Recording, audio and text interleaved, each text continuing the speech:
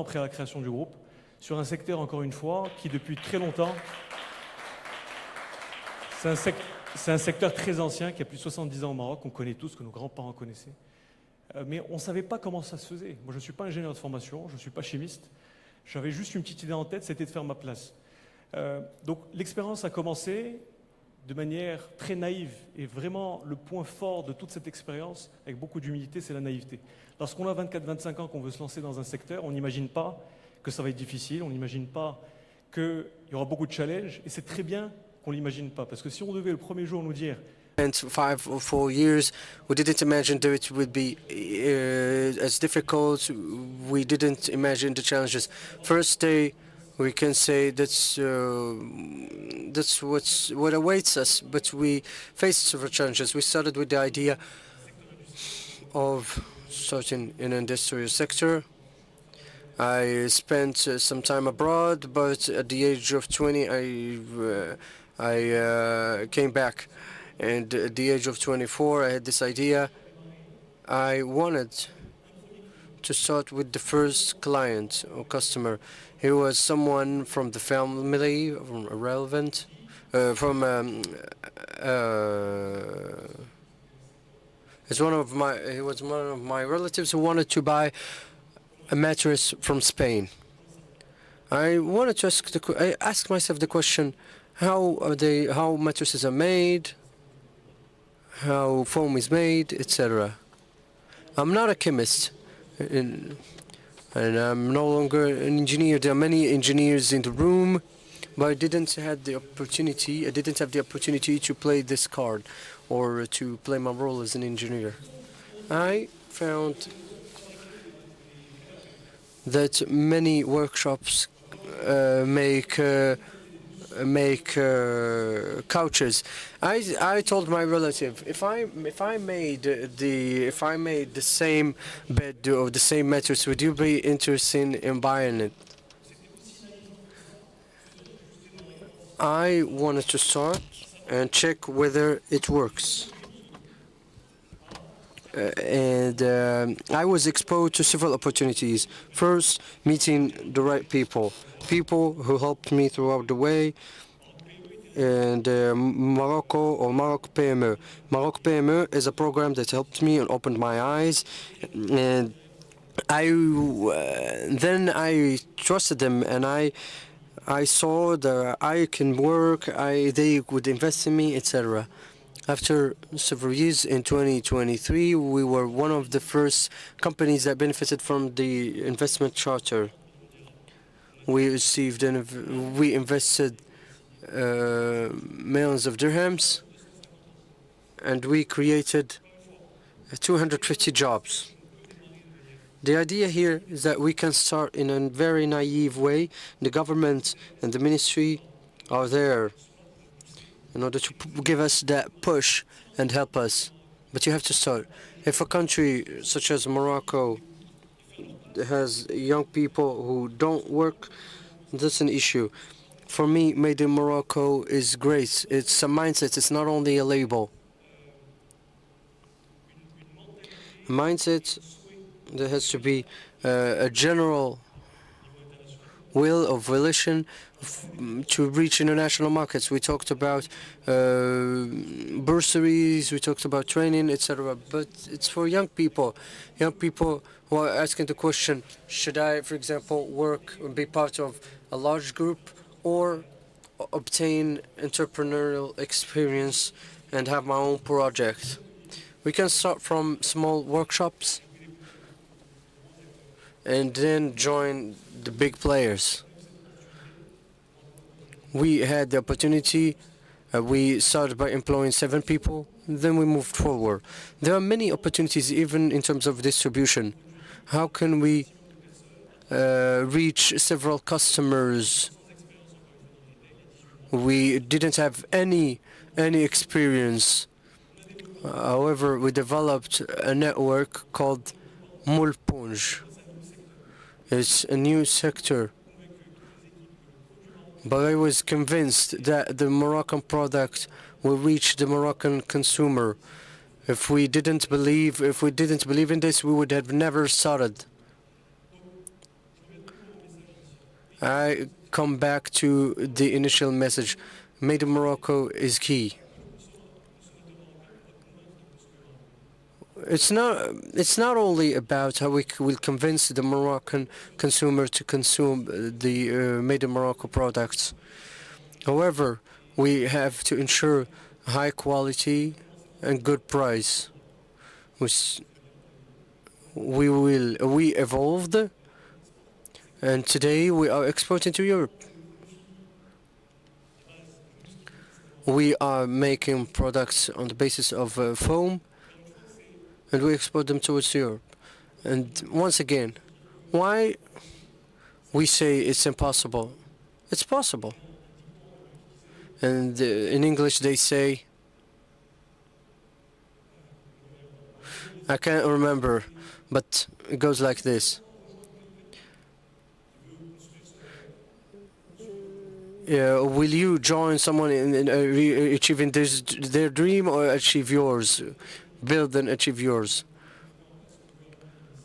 It's the dynamism that the ministry and the government wanted. We must put on board more young people in the industry. I started young at the age of 24, 25.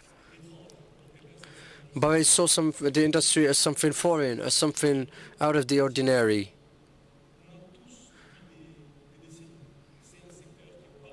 Because unfortunately we have this image that the industry sector is a sector that's very large. There are sharks, there are large companies, etc.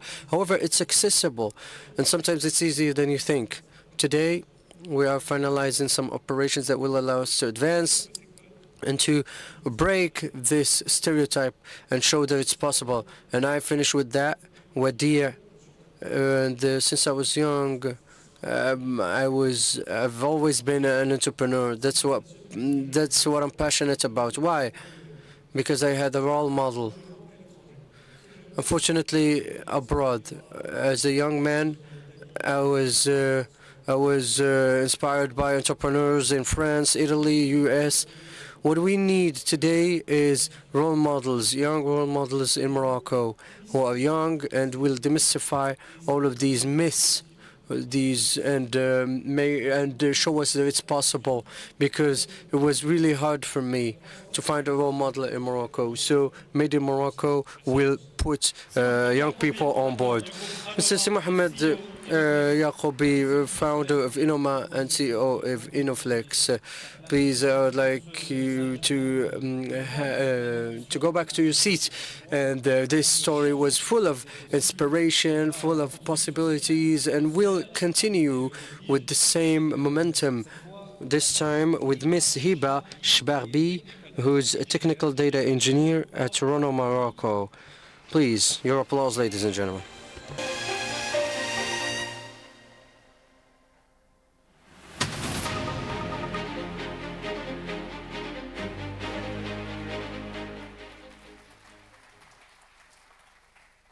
Bienvenue, Hiba. Welcome, Hiba.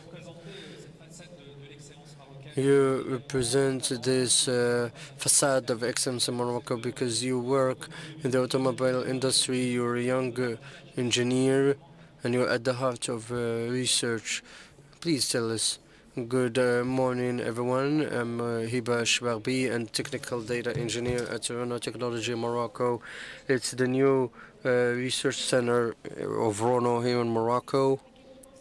With an immense honor and pride that I take the floor today in the occasion of the third edition of the National Day of Industry, where we celebrate the young talents of our country. My journey started at the National School of Applied Sciences in Casablanca. Then I had an internship in Tangier. It's an experience that was the start of a passionate journey for me.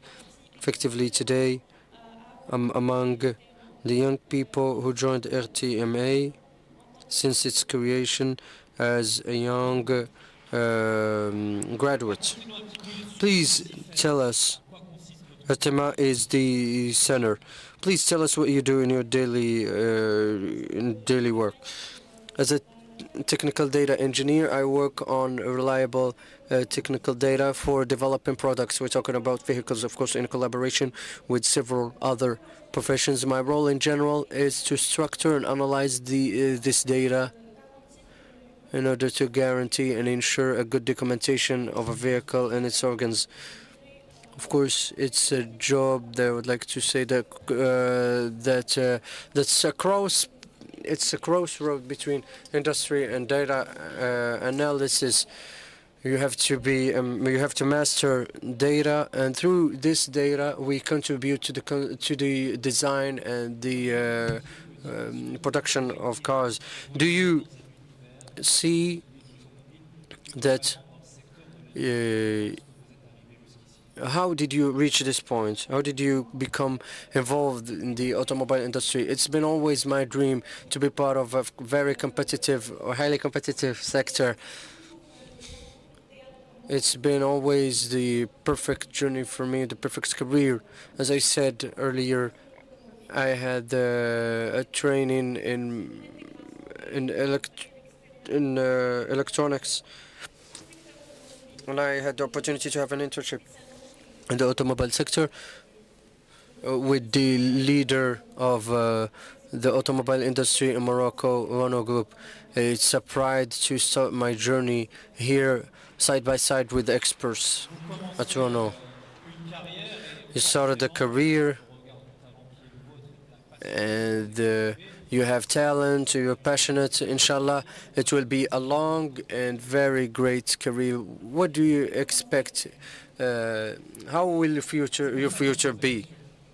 That's why I asked the question. Yeah, I expect, but I see myself always at Toronto, and why not evolve and be able to contribute in the industrial excellence of the group. Thank you. Please give her a regular round of applause. Dina Shbarbi, an engineer, the data analytics engineer at Toronto Group, and thank you very much. Please go back to your seats. Please enter your applause, ladies and gentlemen. Thank you very much, Mr. Hiba. Ladies and gentlemen, after celebrating the entrepreneurial audacity and the excellence of our talents, now we'll move to a dimension that's essential.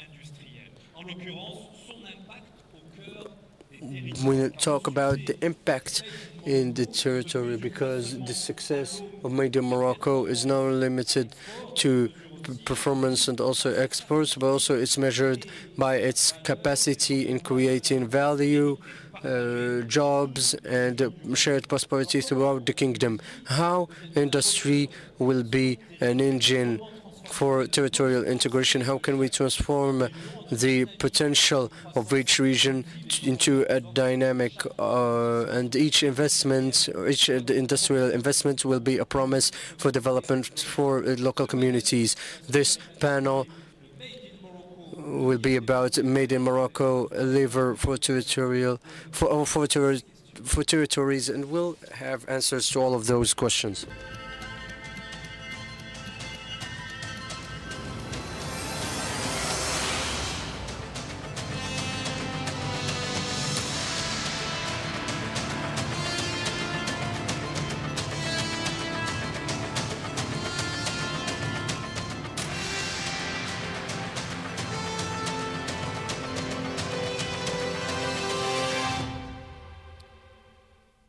Et pour commenter ce sujet, And in order to tackle this topic, I'll have the immense honor to call Mr. Rashid Labdi, the head of the Council of Rabat Kanitura, Ms. Boutain Iraqi Husseini, President of CGM, Region of Rabat Salakanitura, Mr. Ahmed Ramad, the General Director of Kozomar, and Mr. Mohamed Shami, the General Director of Riva and Industries.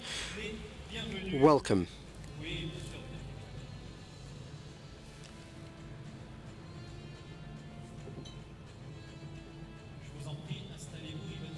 Please be seated.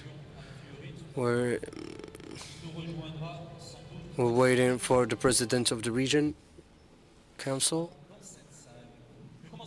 join us shortly. We'll start with you, Ms. Boutaina Iraqi Husseini. You represent Mr. Joma, and you have these two roles because you work in the territorial or the public and the private. How do you see the role of industry in the regional integration? I'd like to thank you. I'm very delighted to be here. I'm very proud to see all of these faces, all these Moroccans, the recognition of Morocco as a whole, and also with the same occasion to show everyone a label made in Morocco. Yes, that's true. Territoires represent enterprises in general because they represent its germ of the Federation of Enterprises, and also represent the region of Rabat Saleh. The absence of Mr. Rashid Labdi doesn't facilitate this, but I will talk to you about the region. Please, swiftly or quickly, I'll talk about the region of Rabat Saleh, which has always been considered as an administrative region. Today, it's the second industrial pole, and it's a region for industrial development. And I would like to say that it has a multitude of offers in terms of industrial zones, and we have an administration that's very participating, and it's a reality of our region. I'm not exaggerating. How can I answer your question concerning the territorial integration? As you know, our objective today in Morocco is to have a shared prosperity, and the fact of developing the industry throughout the kingdom. This is reality. Today, we can see that Morocco has two speeds. Morocco is a resource of talents, and intelligence and agility, flexibility has to be present in order to use all of these talents and achieve complementarity among regions. And we shouldn't focus only on Casablanca and the Rabat regions.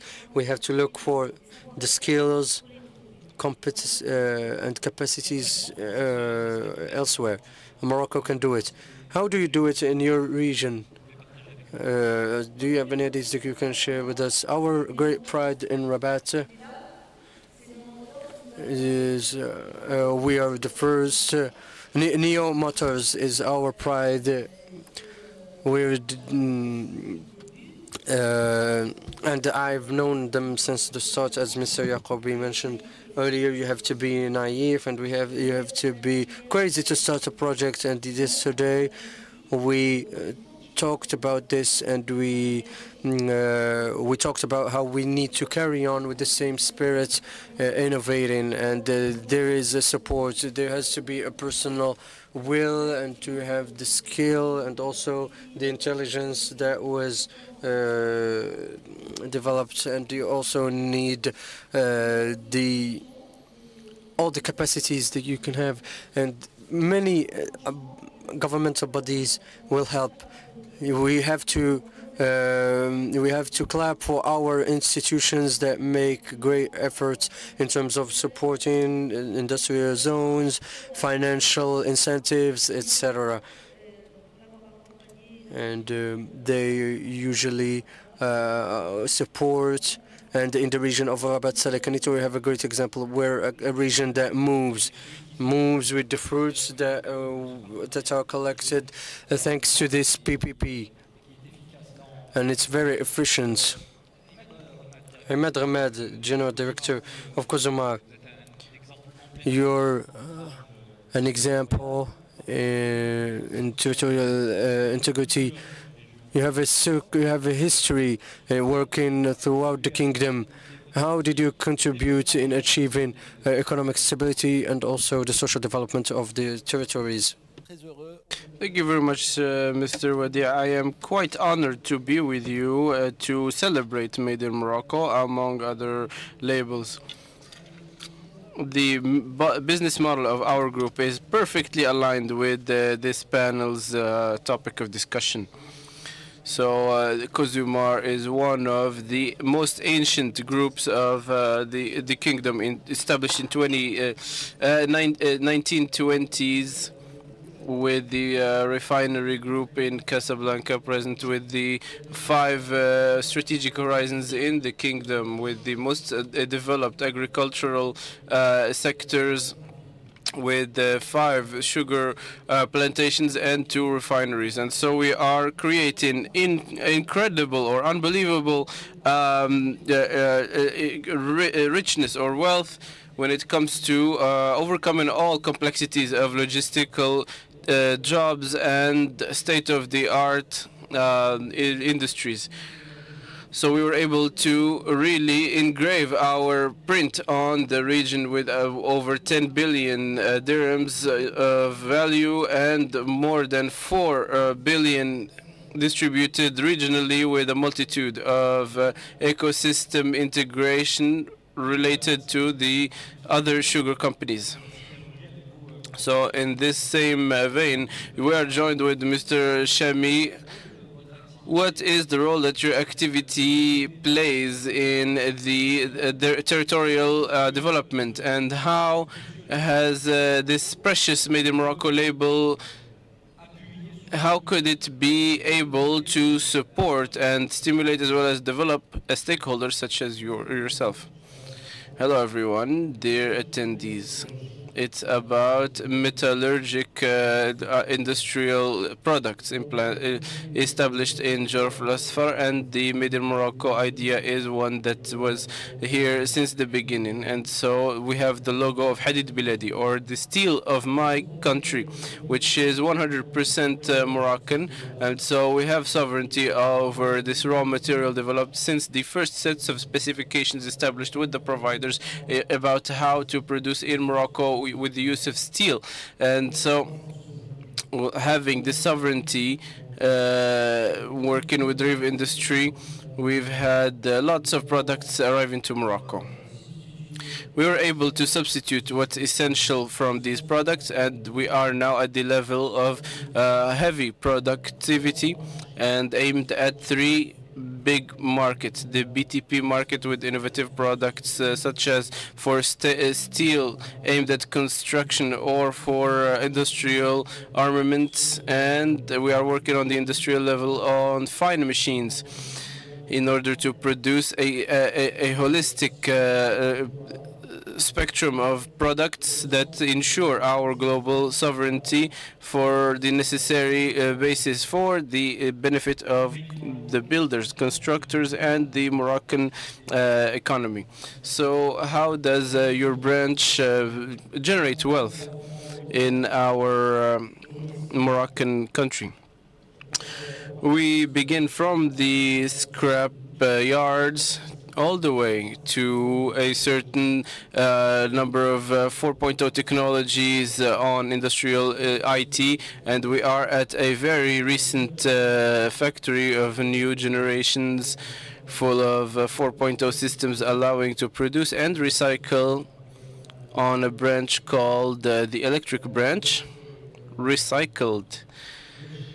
That recycles metallurgic waste to reach new products or novel products that are completely Moroccan throughout an entire industrial process to be distributed throughout the country of about 40 shops or points of sale. And so these territorial dimensions reflect very well in your activity when it comes to the contribution to hold in the development of the various regions. Boutena Iraqi Husseini, you yourself told us a lot about the shared prosperity beyond the employment that these companies generate for the Raba Saleh region, which is the region that can reinforce the social impact in contributing to generating new skills and new local developments. Well, earlier I mentioned that Neo Motors wouldn't be fair to mention without talking about Stellantis and the free zone in Kenitra, which is the biggest industrial zone in Morocco.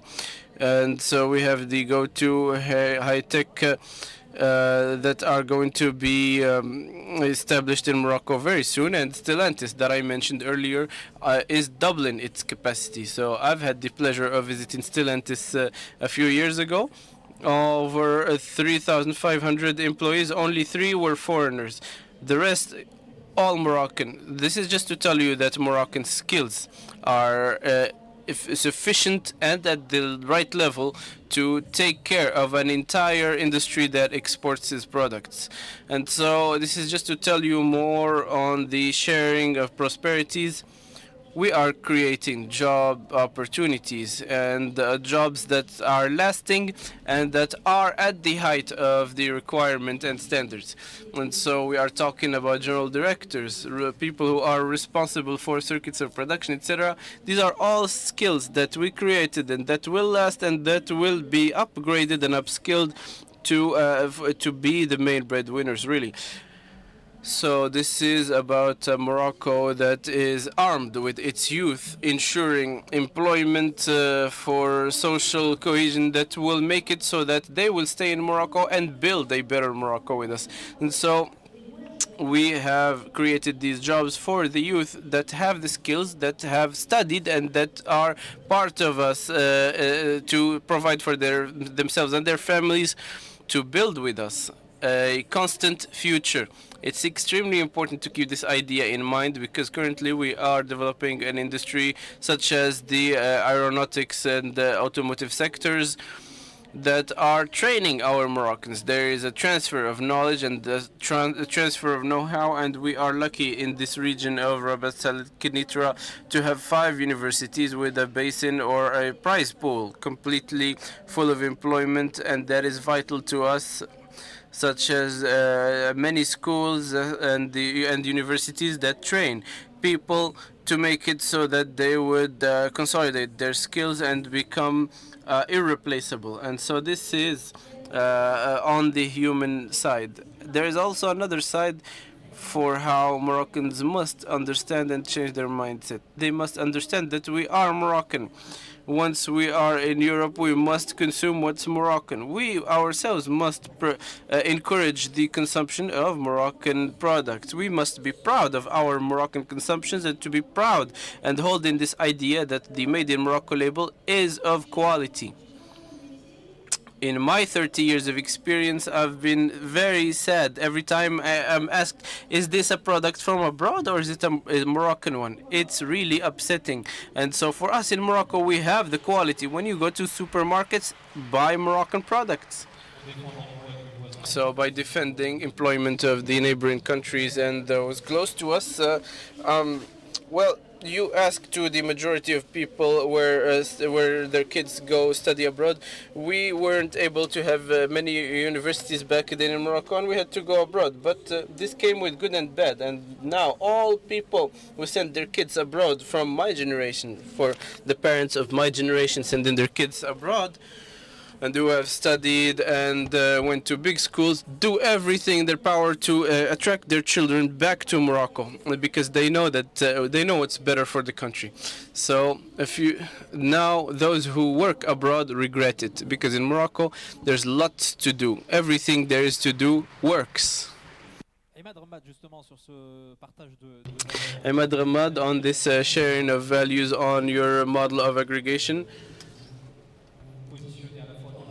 It is quite unique because you're telling us more on on what's industrial on this chain of value or value chain that has to do with reinforcing the rural world as well. Indeed, that's what I said earlier when it comes to our model, which is related to its model of aggregation.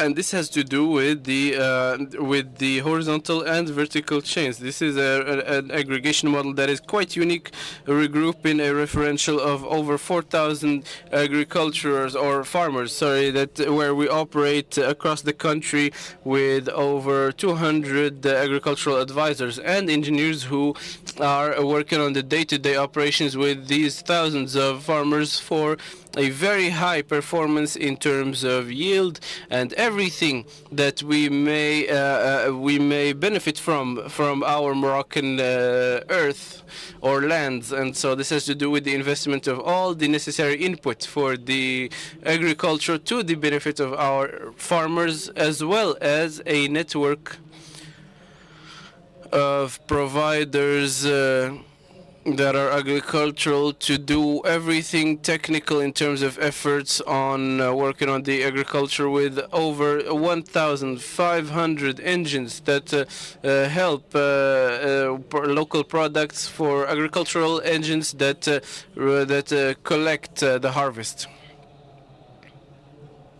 This is all thanks to the state, because the state encouraged and is still encouraging the signature of program contracts that help secure Moroccan production, what's made in Morocco, as well as nutritional sovereignty of our country for strategic nutritional products, namely sugar.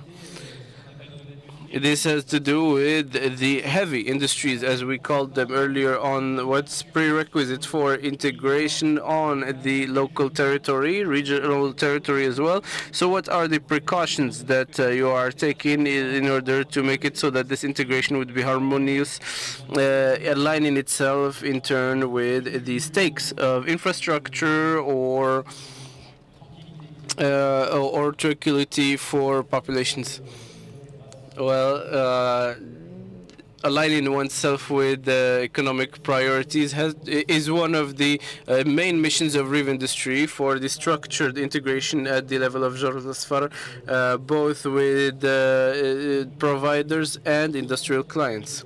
We are providing basic products that would be transformed for industrials, and a big part of our client base is full of industrials. And so when we are creating jobs at the RIV Industry, statistically and according to the benchmark on the Mediterranean basin for similar factories, we have 7 created for our clients.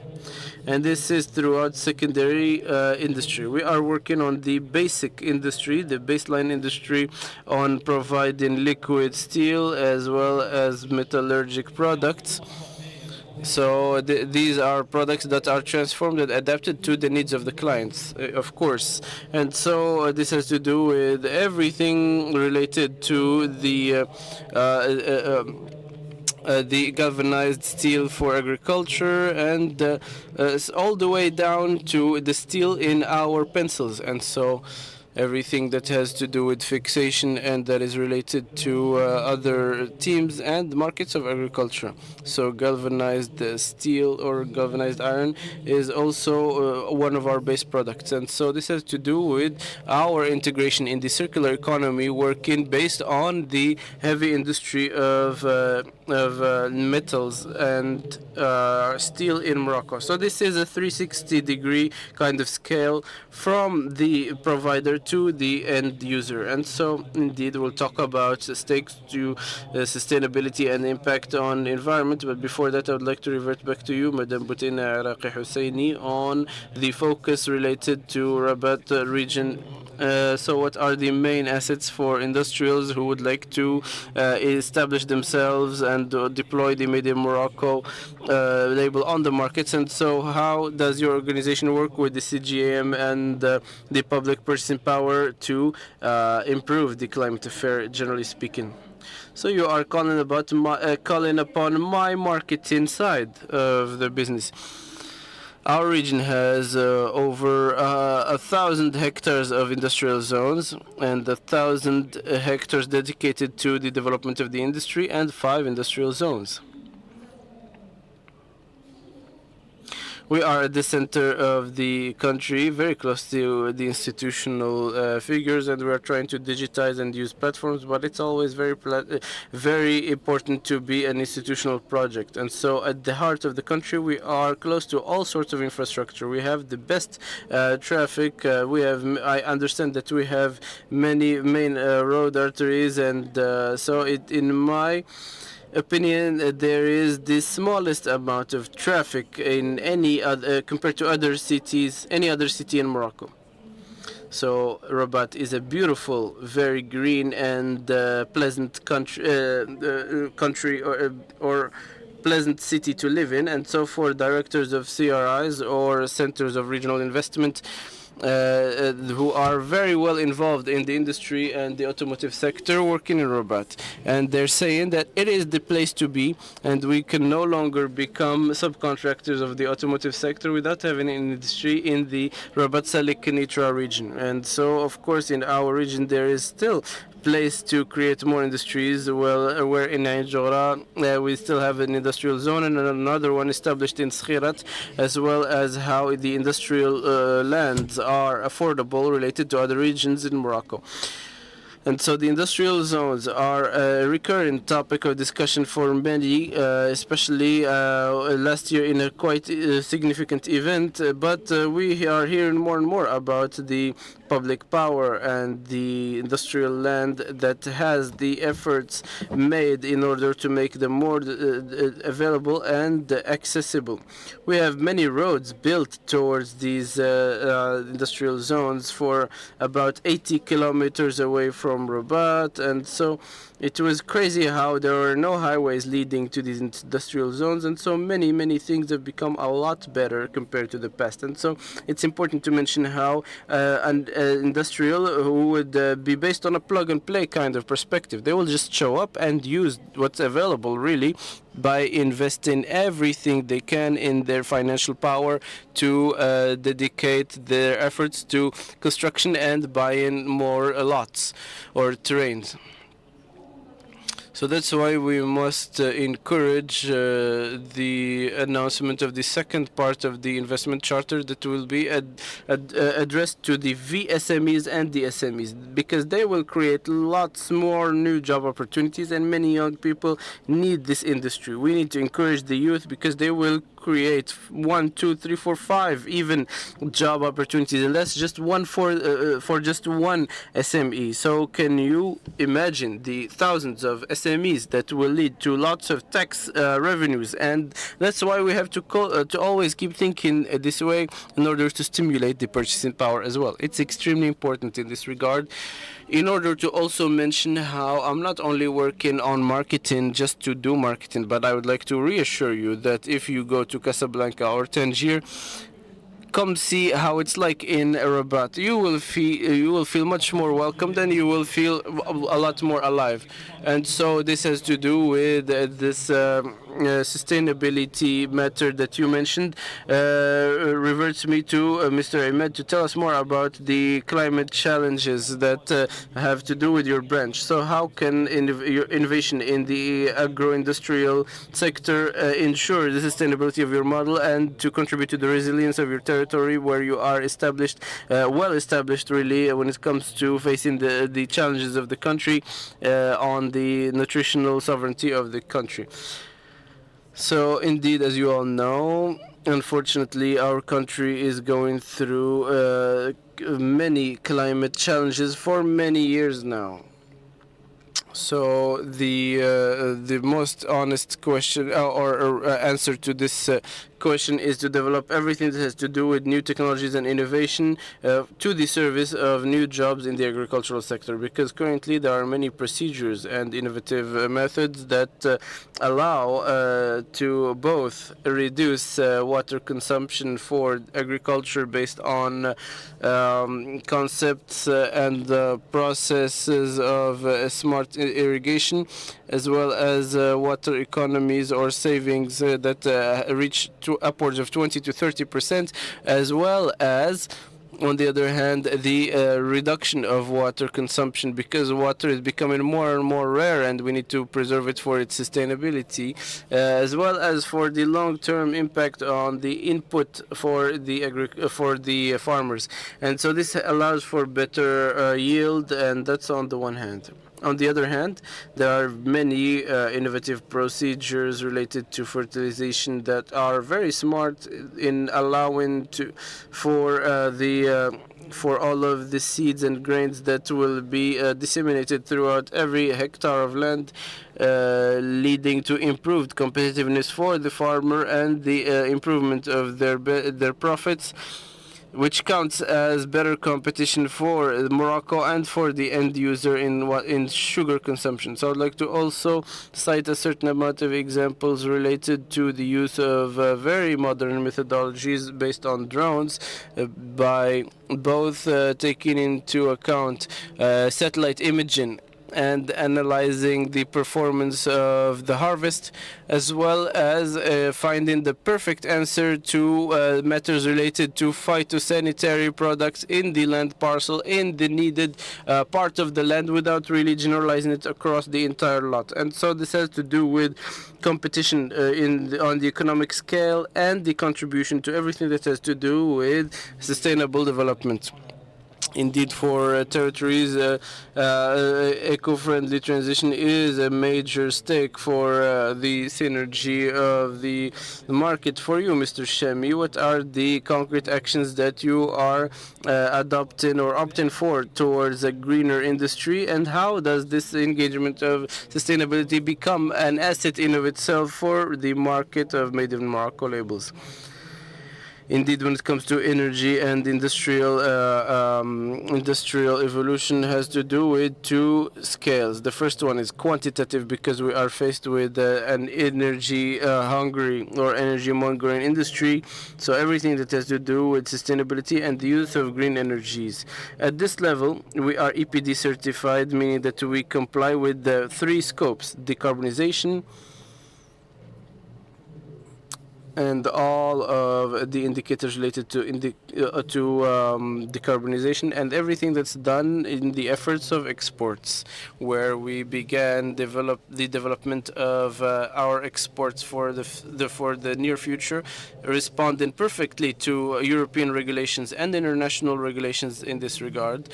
And so the use of green energy and eco-friendly initiatives are necessary for this development, contributing to the advancement of Made in Morocco's label in what we call green steel, which is a very important niche with high added value in the steel production.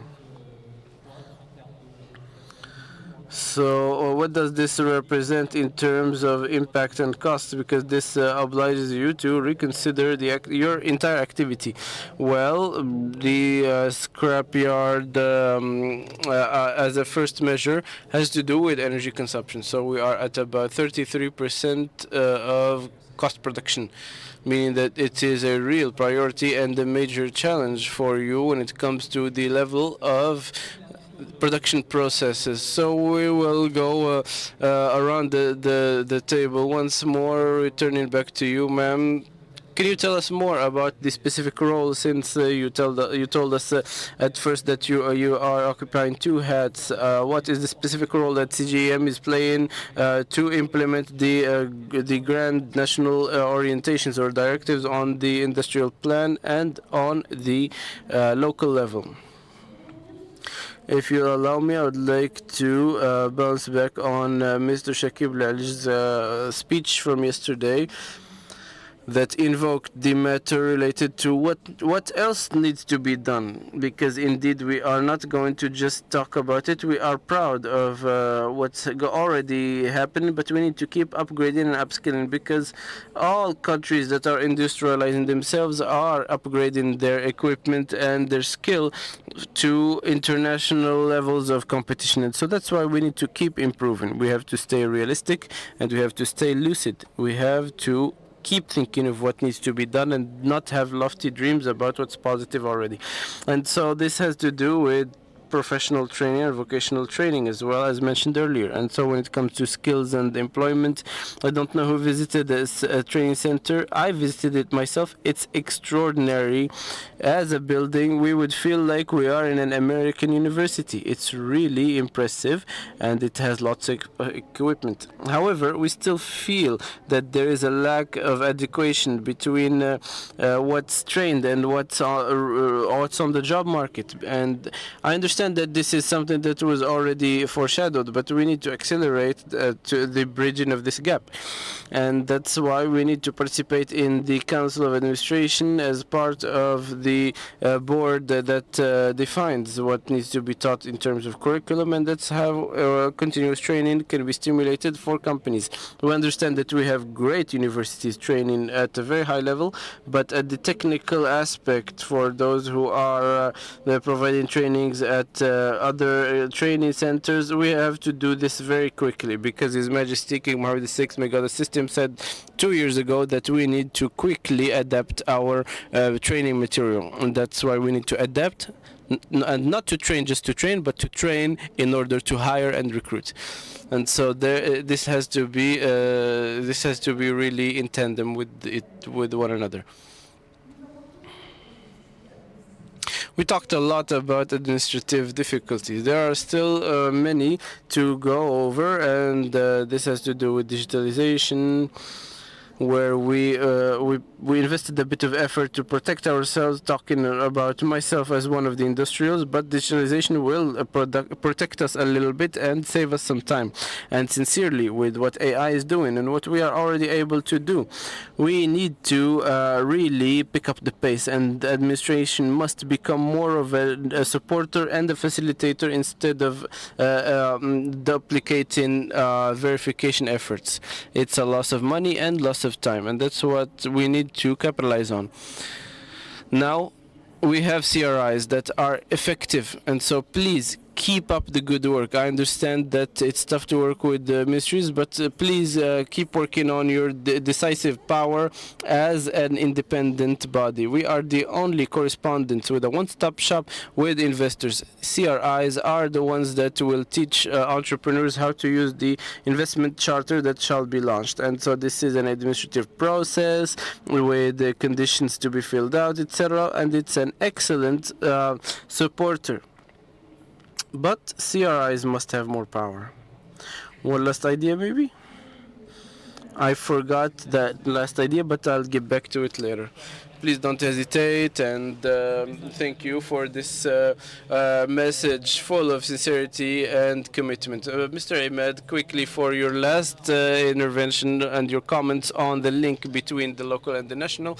We also know that there is a third link between local, national, and international. So I understand that we are labeling products made in Morocco, exported abroad. So how do you manage this double stake of local products being highlighted outside? Thank you very much for your question.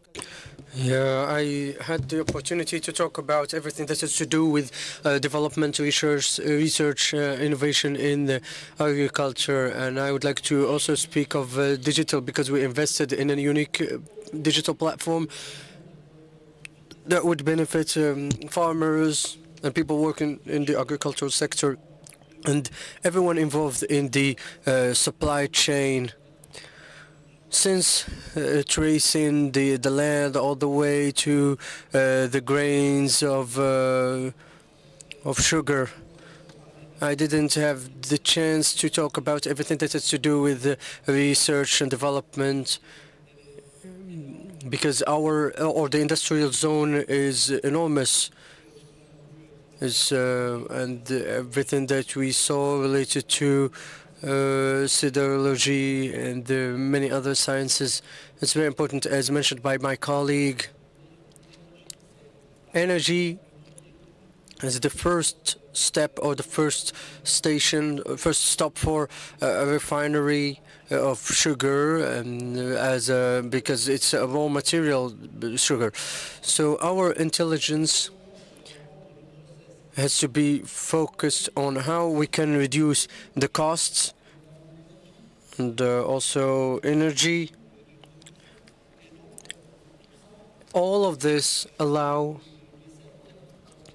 us to keep pace with competitiveness and be as much competitive as possible, and attack the market, and not forgetting the guarantee of quality production of Morocco, and everything that has already been done in terms of industry, etc. The group today, first, The Moroccan consumption of sugar, this strategic material, we have over 2.5 million tons capacity. It's enormous, and it allows us to even export this product. We have this dream of exporting sugar. We had it for years now. In 2013, we didn't export a single gram of sugar. However, today, and thanks to all the measures that were taken, Kuzuma and Morocco is today in over 20 countries in 4 continents. Unfortunately, the 5th continent is very difficult to reach, but we're present recurrently in over 50, not 20, 50 countries in 4 continents throughout the world. And today, we have to be proud of this.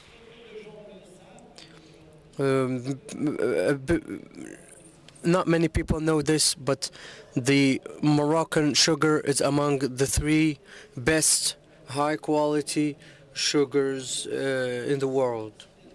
And we are the unique carrier, but we're among the first exporters of high-quality white sugar, and there are many other types of sugar that are not used in our country, but in white sugar we're among the pioneers, especially in exporting to Europe. Over 35,000 containers each year. Each day we produce between 120 to 150 containers, and it's a pride to us all. And it's a product for the final consumer in Europe and even in some African countries, sometimes in certain regions. It's